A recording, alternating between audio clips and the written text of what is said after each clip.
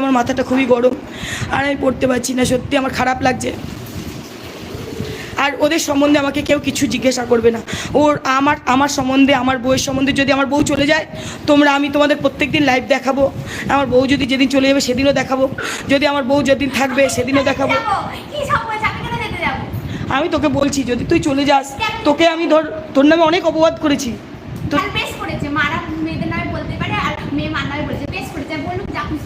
তো সেই হিসাবে যে তুই চলে যাস তখনও তোমাদের দেখাবো, কিন্তু ছেলেকে আর অন্য বিয়ে দেবো না, এইভাবেই রেখে দেবো ছেলেকে, যা আছে কর্মে সেটাই হবে। একবারই হয়, বারবার নয়।